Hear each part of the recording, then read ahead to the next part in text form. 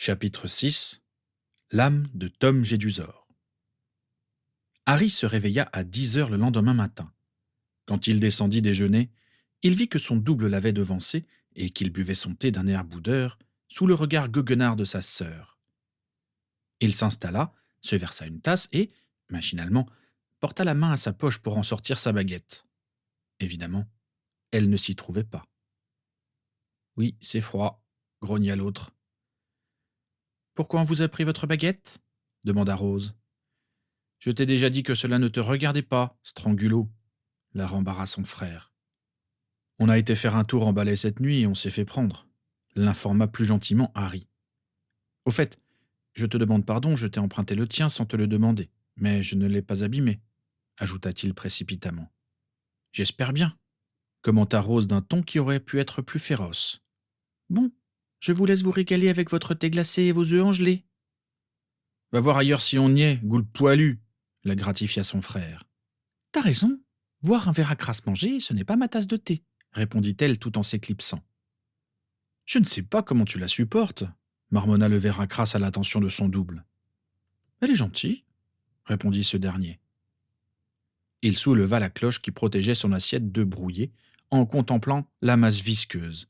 Il ajouta « Enfin, la plupart du temps. » Il eut soudain une idée et bondit de sa chaise pour rattraper la jeune fille dans le vestibule. « S'il te plaît, Rose, tu veux bien me réchauffer mon déjeuner ? J'astiquerai ton balai jusqu'à ce qu'il brille comme un galion neuf. »« D'accord, » accepta-t-elle, après avoir feint de considérer la question pendant quelques secondes. Elle revint dans la salle à manger et donna 2 coups de baguette en direction de la tasse et de l'assiette de Harry. « Et moi ?» demanda l'autre. « Toi, t'as pas dit le mot magique !» lui rétorqua sa sœur tout en s'échappant. « Mais quelle sale peste !» s'exclama son frère. « Moi, je la trouve vraiment adorable !» insista lourdement Harry avant de commencer son repas. « Délicieux ces œufs tiédis à point !» Son double semblait envisager une annexion en force de l'assiette fumante quand James entra dans la pièce. « Eh bien, jeunes gens, comment appréciez-vous votre petit déjeuner ?» s'enquit-il jovial. Il considéra leurs assiettes respectives et remarqua. « Il y en a un qui me semble plus doué que l'autre. »« Il a triché !» protesta l'autre Harry. « Être gentil avec les petites sœurs n'est pas interdit par le règlement, » lui opposa son père pince sans rire. « J'espère que vous êtes en forme ce matin, » termina-t-il. « Ouais, » maugréa son fils en avalant avec une grimace une gorgée de thé froid. « Je suis juste venu vous dire que le matériel dont vous aurez besoin pour nettoyer et repeindre la remise est à votre disposition dans le jardin. » Quittant son masque sévère, James ferma la porte de la salle à manger et prit place devant les 2 garçons. « Ça t'est arrivé où ?» demanda-t-il à son rejeton sur un ton de conspirateur.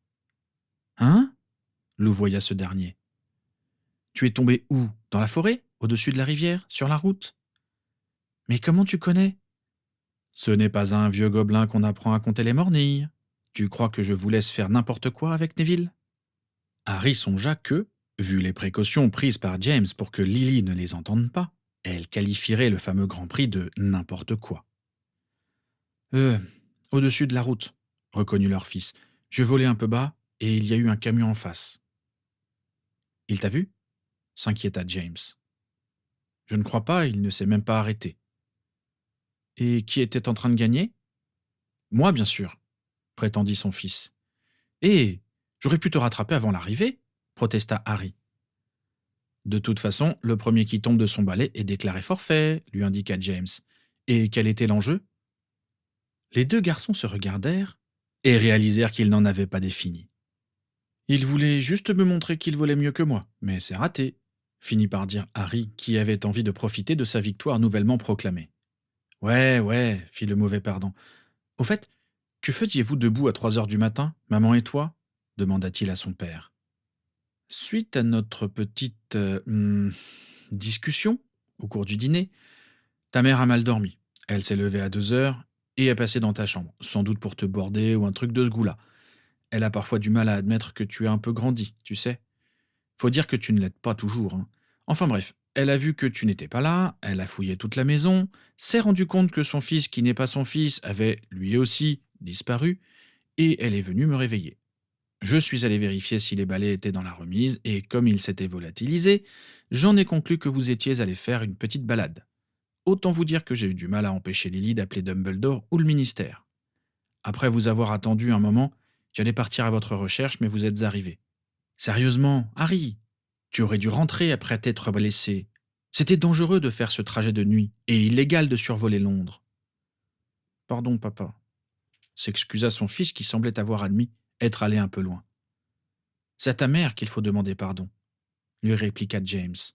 Elle s'est beaucoup inquiétée, et c'est valable pour toi aussi, Harry, fils d'un autre James.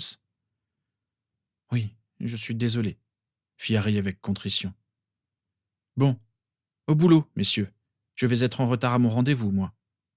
Et il sortit souriant aux deux garçons avec une égale chaleur.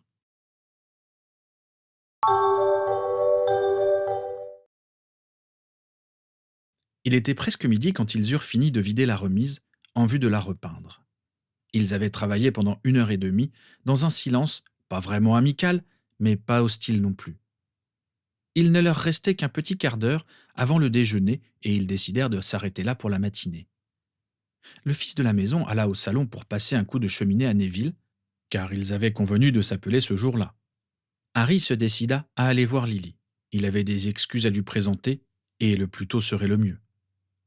Il frappa à la porte de son bureau et entra à son invite. « Ah, c'est toi, dit-elle d'un ton froid. Harry se demanda comment elle avait fait pour l'identifier d'un coup d'œil. Avait-elle reconnu la robe qu'elle lui avait attribuée ? Je vous demande pardon pour cette nuit, commença-t-il humblement. Mais enfin, Harry, qu'est-ce qui vous a pris ? Que cherchiez-vous à prouver ? De mon fils, cela ne m'étonne pas, mais toi ? Mais justement, moi et votre fils sommes la même personne. Avec tout ce que tu as vécu. Mais qu'avez-vous retenu de ce que j'ai raconté ? Grogna Harry, étonné de se sentir aussi furieux. N'avez-vous pas compris que j'ai tué Sirius par bêtise, que je mets régulièrement mes amis en danger, et que si je m'en sors, c'est uniquement parce que j'ai de la chance ? Le vôtre est bien plus raisonnable que moi. Vous ne le comprenez pas ? Incapable de soutenir son regard surpris, il fit volte-face et ressortit dans le couloir. Là, les oreilles bourdonnantes, il hésita.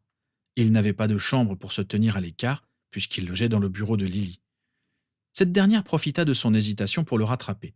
Elle le saisit fermement par le bras. « Harry, Harry, pardonne-moi, je t'en prie, ne pars pas, j'ai compris maintenant. » Trop occupé à tenter de gérer ses sentiments tumultueux, il se laissa entraîner dans le bureau sans résister. Gentiment, elle le poussa vers le sofa sur lequel il dormait et s'assit à côté de lui. « Pardonne-moi, » répéta-t-elle doucement. « Je sais que tu as raison. James me l'a fait remarquer hier soir, mais c'est plus fort que moi. D'un côté, je voudrais te donner tout ce que tu n'as pas eu pendant ton enfance.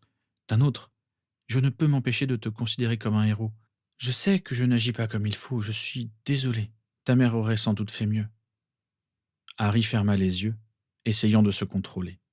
Ne pas hurler de colère, ne pas sangloter comme un gosse, ne pas tout casser comme autrefois dans le bureau de Dumbledore.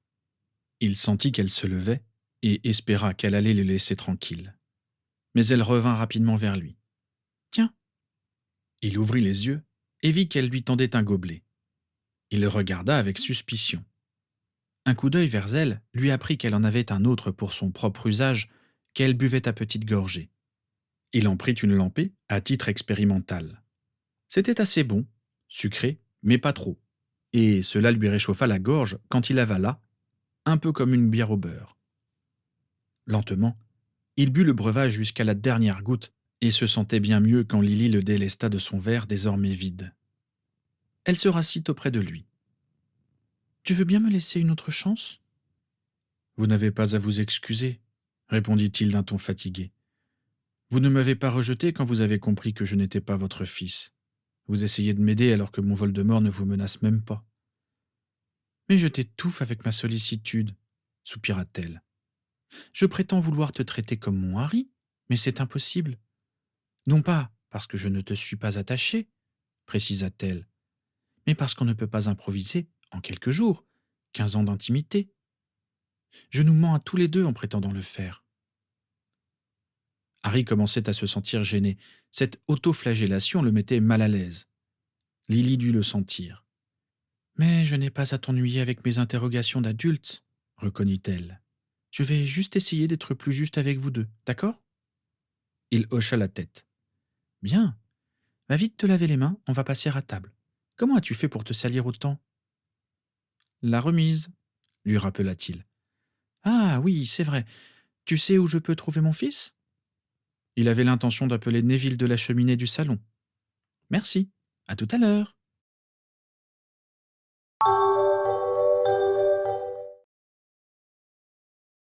Quand Lily et son fils arrivèrent ensemble dans la salle à manger, un peu en retard, ils semblaient avoir fait la paix.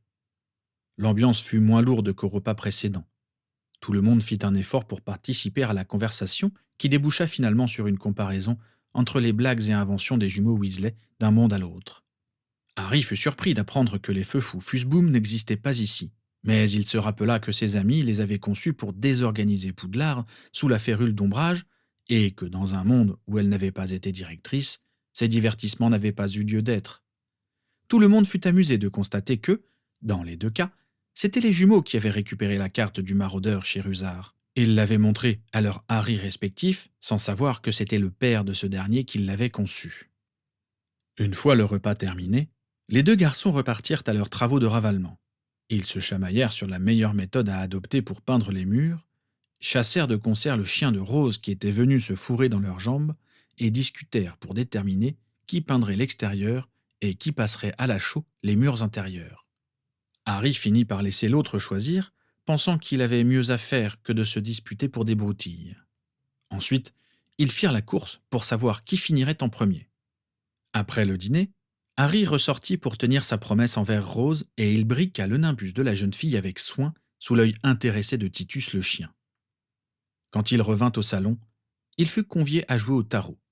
Dans un premier temps, il ne fut pas très enthousiaste, croyant qu'on allait lui tirer les cartes, mais il s'avéra que les Potter jouaient à une version moldue de ce jeu dont les règles étaient assez simples pour que Harry puisse les assimiler sans se ridiculiser autant qu'aux échecs.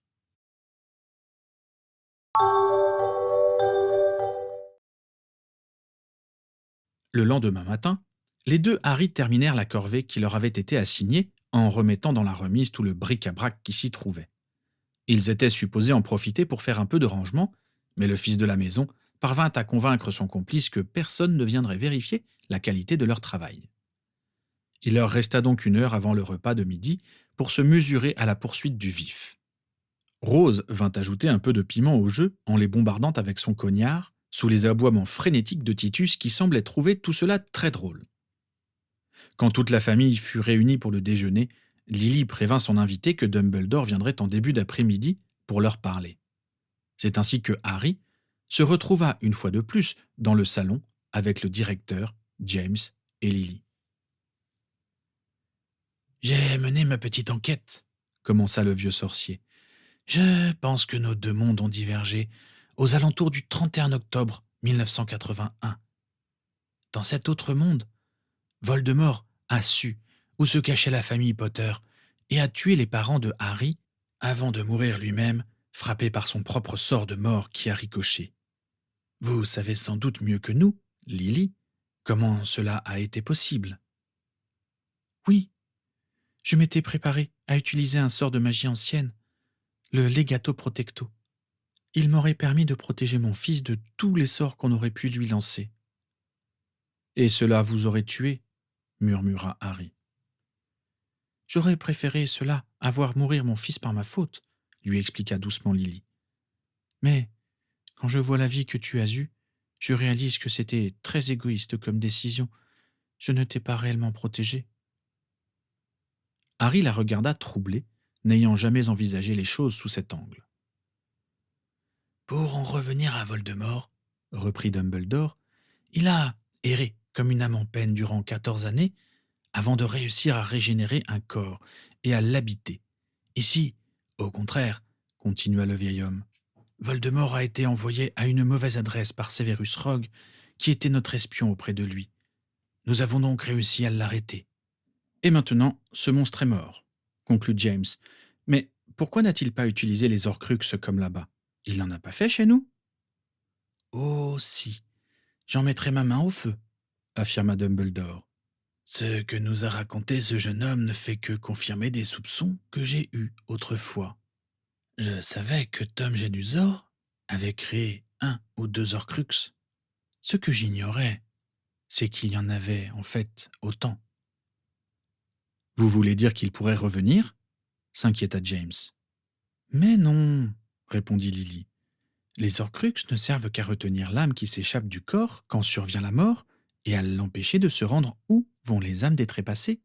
Or chez nous, Voldemort n'avait plus d'âme quand il a poussé son dernier soupir. Comment ça? Demanda Harry, alors que James poussait un long sifflement, indiquant qu'il avait compris. Le baiser, lui répondit Lily. Quel baiser? Demanda Harry, se demandant qui avait pu être assez fou pour embrasser Voldemort. Nous avons réussi à arrêter Voldemort, et il a été condamné au baiser du détraqueur, précisa-t-elle. Harry comprit à son tour. Il n'a plus d'âme ici. Elle a été dévorée. Il ne pourra jamais revenir? Exactement, confirma Dumbledore. Quand il est réellement mort, quelques jours après que la sentence ait été exécutée, aucune âme n'est restée en arrière. Nous l'avons réellement annihilé. Pourquoi n'est-il pas mort tout de suite? Demanda Harry. Le baiser est une pratique parfaitement barbare, répondit Lily avec une moue de dégoût. Quand les gens sont vidés de leur âme, ils sont toujours vivants. Mais ce sont des coquilles vides. Ils sont donc incapables de boire ou manger. Ils meurent de faim et de soif. Harry, quant à lui, ne trouvait pas que ce soit une punition trop sévère pour Voldemort. Mais alors, déduisit-il, je n'ai plus besoin de trouver les Horcruxes ou de les détruire. Il suffit de condamner mon Voldemort au baiser et on n'en parle plus. Il ne s'était pas senti aussi léger depuis longtemps. Vous ne devez prendre aucun risque, tempéra Dumbledore, et vous n'aurez peut-être pas le choix et serez contraint de le tuer.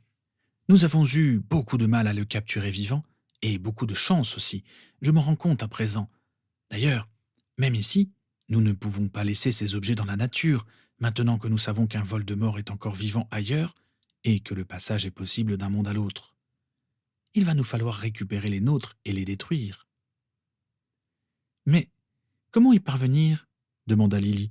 Cela a l'air très difficile, même votre double y a presque laissé la vie. Le baiser me paraît un bon point de départ pour les recherches, répondit le vieux sorcier.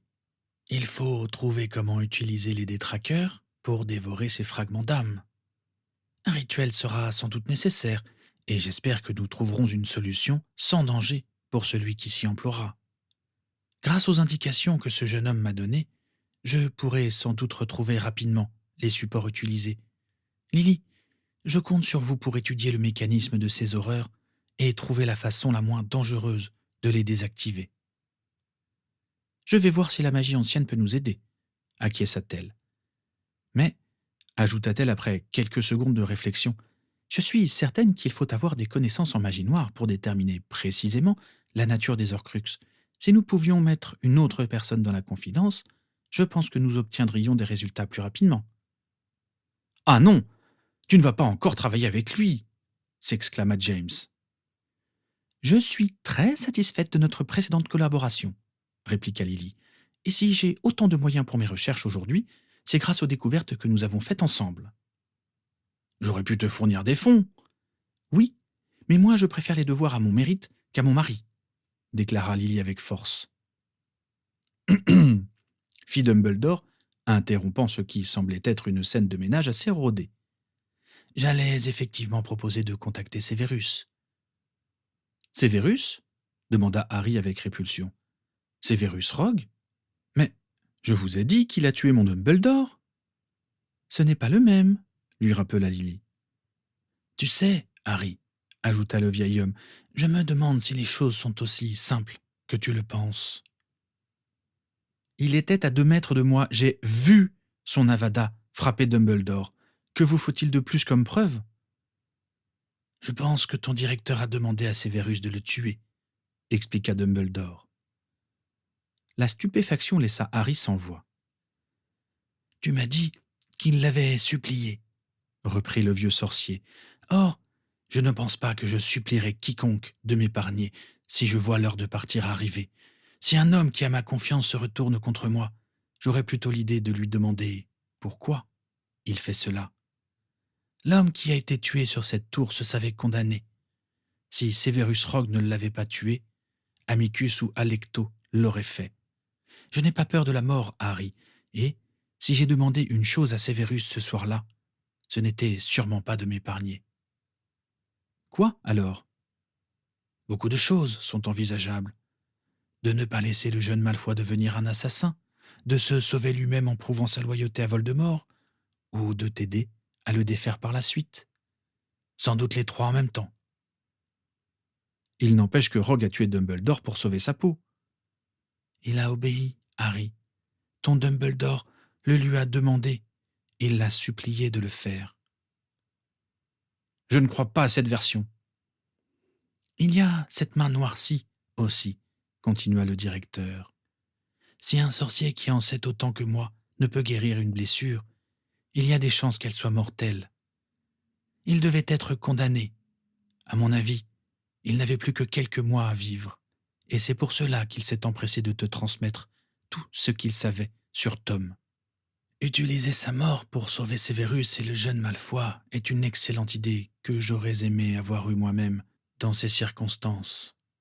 Un acte que j'aurais été heureux de faire, surtout pour aider un certain jeune homme de 16 ans à apporter un si lourd fardeau.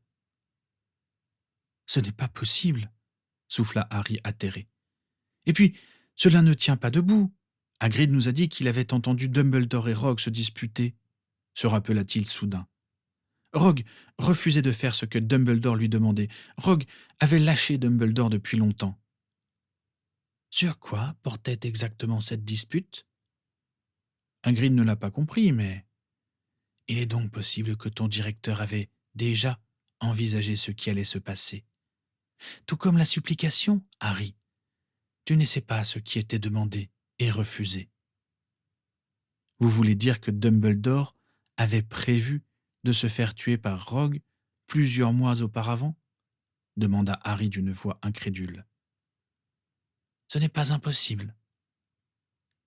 Harry se tourna vers Lily et James comme pour les prendre à témoin de l'aberration proférée par le vieux sorcier. Si James paraissait loin d'être convaincu par l'argumentation du directeur, sa femme semblait troublée. Je n'arrive pas à imaginer Severus Rogue tuer une personne l'ayant à ce point aidé, dit-elle d'une toute petite voix. Vous n'arrivez pas à imaginer Pettigrew vous trahissant, contra Harry d'une voix sarcastique. Lily tressaillit et ce fut James qui répondit. Ici, il n'a pas trahi. Peut-être n'en a-t-il pas eu l'occasion, répondit Harry. Cela ne changerait rien, répliqua Lily. Nos amis et ceux de tes parents sont des personnes distinctes qui n'ont pas à assumer ce que leur double a fait ou non. Mais, tu sais, j'ai réfléchi à ce que tu m'as dit hier, continua-t-elle, et je pense que tu as tort quand tu prétends que toi et mon fils êtes la même personne. Tu es toi, et mon Harry est quelqu'un d'autre. Comme des jumeaux, vous avez le même patrimoine génétique, mais vous êtes tous les deux libres de faire vos choix. Même si vous aviez eu la même vie, vous n'auriez pas forcément agi pareil. Mon fils n'est pas toi, et tu n'es pas mon fils. Même si ce n'était pas l'intention de Lily, Harry ressentit cette dernière phrase comme un rejet et blêmi. « Harry, précisa précipitamment Lily en se rendant compte de l'impact de ses propos. Je te considère comme appartenant à ma famille, tu le sais. Je ne t'ai peut-être pas élevé, mais tu es de mon sang et de celui de James. » Harry ne put soutenir la douceur qui était maintenant dans les yeux de la mère de son double, et il détourna le regard vers James. Ce dernier semblait plongé dans un débat intérieur. Nos amis, et ceux de tes parents, se ressemblent, mais ne prennent pas forcément les mêmes décisions, reprit Lily. Le Severus que nous voulons te faire rencontrer nous a sauvé la vie. James soupira, et Harry comprit qu'il ne pourrait pas compter sur son appui. Lily avait réussi à lier la cause de Rogue à celle des maraudeurs, et James ne soutiendrait pas un raisonnement qui faisait de l'un de ses amis un traître. « Si notre confiance en Severus ne te suffit pas, intervint Dumbledore, dis-toi qu'il n'a aucun intérêt à voir revenir Voldemort. Il a une vie dont il est très satisfait, tu sais. Harry, émotionnellement vidé par cette discussion, haussa les épaules et fit signe qu'il s'en remettait à eux. Lily alla immédiatement envoyer un hibou et Dumbledore prit congé, considérant que la présence de Rogue était indispensable pour continuer la discussion. Il ne resta dans la pièce que James et Harry, aussi sombres et mécontents l'un que l'autre. Ils ne parlèrent cependant pas, car, même s'ils s'accordaient à propos de Rogue, leurs différends au sujet des maraudeurs étaient trop présents et trop brûlants pour être abordés. Harry finit par sortir dans le jardin, espérant rencontrer l'autre Harry ou sa sœur, et oublier avec eux toutes ses pensées désagréables. « Une choco-grenouille » Harry regarda autour de lui, sans voir personne. Réalisant que la voix venait d'en haut, il leva les yeux et découvrit son double dans le chêne qu'il avait lui-même envoyé ombrager le perron quelques jours auparavant. « Ce n'est pas de refus, » accepta-t-il. 3 paquets tombèrent du ciel. « Quelle générosité » remarqua Harry. « Tu sembles avoir vu un détraqueur » se justifia l'autre. « Un détraqueur » Il se demanda quel était son pire souvenir, maintenant. Intuitivement, il comprit que même s'il regagnait son monde, il aurait au fond du cœur l'impression que ses parents vivaient quelque part et qu'ils l'aimaient. Ce ne serait vraisemblablement plus leur mort qu'il revivrait. « Tu dois retourner auprès de mes parents ou tu es libre de ton temps » demanda l'autre Harry, faisant irruption dans ses pensées. « Cela m'étonnerait qu'on fasse quoi que ce soit avant demain. »« Tu connais le Monopoly Moldu ?»« Non. »« Je vais te montrer alors, » dit son double en descendant de son perchoir. Il alla chercher le jeu dans sa chambre et les 2 garçons s'installèrent alors à l'ombre de la véranda. Pendant que Harry intégrait les règles du jeu, ravis de se changer les idées, Rose et Titus les rejoignirent. Son frère grogna quand elle s'empara d'un pion, mais Harry la soutint et ils jouèrent tous les 3 jusqu'au dîner.